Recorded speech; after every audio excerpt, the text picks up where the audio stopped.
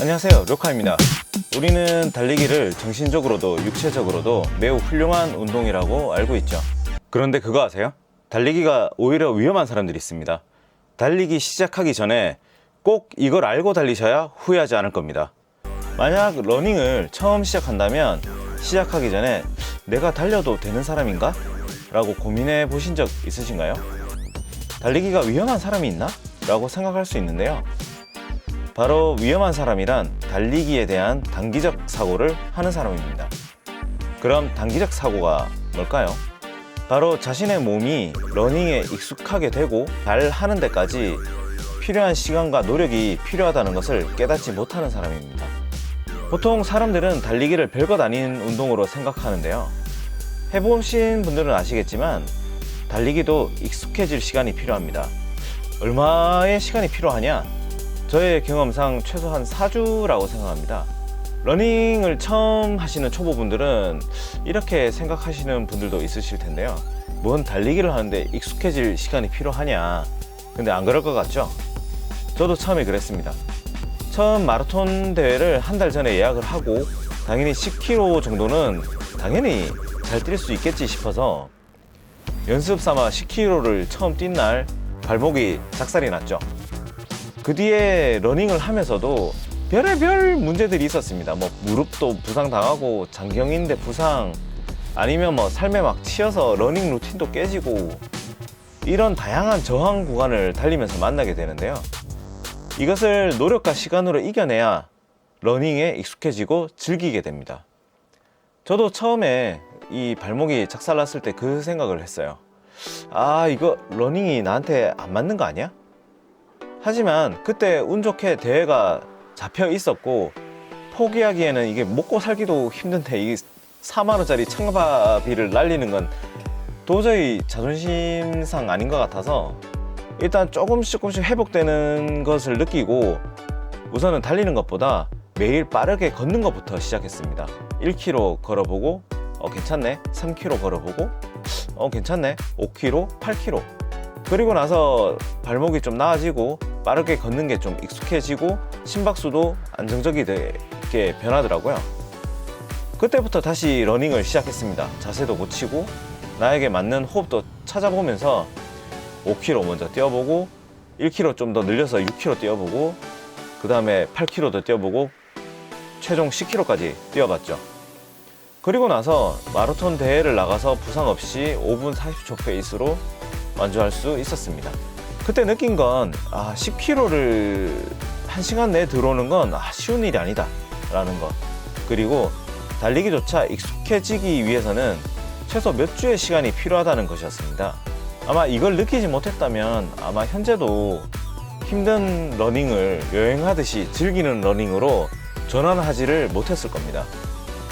최근에 친구 중에 한 명이 마라톤에 관심이 있어서 연락이 왔습니다. 김천 전국 마라톤 대회에 나가고 싶다고 좀 같이 나가자고 해서 나갈 예정인데요. 이게 서로 먹고 살기가 힘드니까 연습은 서로 각자 하다가 한번 만나서 같이 뛰자고 해서 최근에 한번 만나서 같이 뛰었습니다. 근데 이 친구 달리기를 엄청 쉽게 생각하더라고요. 10km를 뛰기로 했는데 처음부터 좀 무리하더니 4km 뛰고 과호흡이 오면서 좀 퍼져버렸습니다. 친구가 그런 얘기를 하더라고요. 이거 힘들어서 못 뛰겠다고, 이렇게 못 뛸 줄 몰랐다고, 자신에게 너무 실망했다면서. 아무래도 그 친구 주저앉은 모습을 보니까 이거 10km 나가고 나서는 다시는 러닝을 안 뛸 것 같아갖고 그 친구한테 절대 달리기를 시작하면 안 되는 사람 탑3에 대해서 얘기를 좀 해줬습니다. 첫 번째, 아까 말했듯이 자신을 너무 과대평가해서 일확천금을 노리는 도박사처럼 즉각적인 성과를 원하는 사람. 이런 분들은 보통 연습량보다 자신의 능력을 더 믿는 편입니다. 물론 능력 좋은 분들도 있겠지만 많은 사람들이 그 표본에 들어가진 않죠.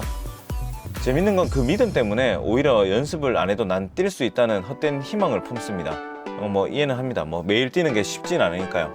그래서 실제 충분한 연습량이 없이 마라톤 대회에 나가게 되면 거의 대부분 부상이나 과호흡을 겪고 러닝은 나와 맞지 않는 운동이다 라고 낙인을 찍고는 거의 보통 이별을 하더라고요. 두 번째는 심혈관 질환을 가진 분들입니다. 심혈관 질환이라면 보통 고혈압이 대표적인데요. 그런데 달리기는 심혈관 질환에 좋은 운동 아닌가? 라고 생각할 수 있지만 러닝 중에 심박수를 관리하지 않고 뛰게 되면 어떻게 될까요? 제 주변에도 고혈압이 있는데도 불구하고 자신의 신체를 너무 과신하는 사람이 많습니다. 그런 친구들하고 뛰다 보면 그 친구 얼굴이 점점 붉어지면서 과호흡이 오는데요. 혹시 쓰러질까봐 불안해갖고 뛰질 못하겠더라고요. 저도 제 머릿속에 뇌동맥류라는 폭탄을 가지고 있기 때문에 항상 조심해서 달리고 있습니다.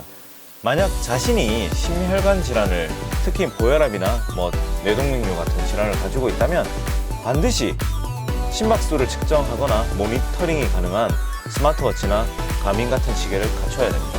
그리고 심박수를 항상 관리를 해야 되고요. 그리고 자신에게 맞는 달리기 구간을 찾아야 됩니다. 보통 달리기 구간은 세 구간으로 나눕니다. 저강도 구간, 중강도 구간, 고강도 구간. 심혈관 질환을 가진 초보 러너들 같은 경우에는 달리기를 저강도 구간으로 뛰는 게 맞습니다. 주로 편안하게 대화할 수 있는 정도의 그 느린 페이스로 달리는 구간을 저강도 구간이라고 하고요. 이런 저강도 구간에는 심박수하고 호흡이 상대적으로 낮기 때문에 심장에 무리가 덜 가고, 그리고 장거리 달리기를 지속할 수 있는 상태로 유지하게 됩니다. 일반적으로 최대 심박수의 한 75%에서 80% 정도로 뛰는 것을 권장합니다. 최대 심박수는 보통 220에서 자기 나이를 뺀 숫자를 레퍼런스로 잡습니다. 그리고 일반 러닝 초보분들도 처음 러닝을 하신다면 저강도 구간으로 러닝 훈련을 하는 것을 추천드립니다. 물론 편하게 러닝을 익힐 수도 있는데 추가적으로 지구력을 높이는 데도 매우 좋습니다.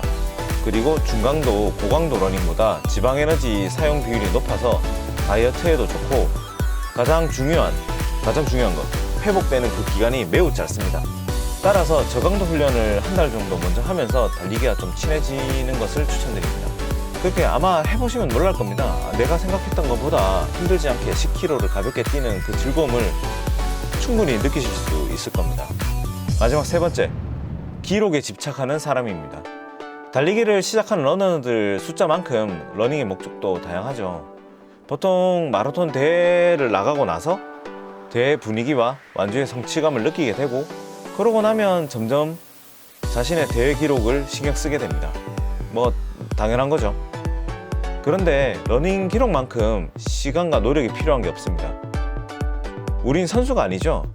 자신의 한계를 파악할 필요가 있습니다. 자신의 한계를 인정하지 않고 더 이상 기록이 늘지 않으면 자신에게 실망하게 됩니다. 그러고 나면 흥미가 떨어지죠. 근데 말이죠, 러닝에는 다양한 얼굴이 있습니다. 여행으로서의 러닝, 명상으로서의 러닝. 기록을 위해서 뛰는 러닝도 좋지만 러닝 스타일을 바꿔서 다양한 러닝을 즐겨보는 것도 좋은 방법이라고 생각합니다. 러닝 자체가, 그 시간 자체가 전부 다 행복한 시간이니까요. 사계절을 온전히 느낄 수 있는 러닝, 어떻게 하면 잘 시작할 수 있을까요? 처음 러닝을 시작하는 초보분들은 러닝에도 적응할 시간과 노력이 필요하다는 것, 그리고 심혈관 질환을 혹시 가지고 있다면 저강도 러닝부터 시작해야 된다는 것, 마지막으로 이 러닝의 기록에 집착하지 말 것. 러닝 처음 시작하시는 초보분들은 이 세 가지에 대해 꼭 생각하시고 마인드셋과 건강에 도움이 되었으면 합니다. 점점 추워지네요. 춥습니다. 점점 겨울이 다가오고 있는데 우리 러너분들 감기 조심하시고요. 러닝으로 삶의 지친 마음과 몸을 힐링하시길 바랍니다. 감사합니다. 료카였습니다.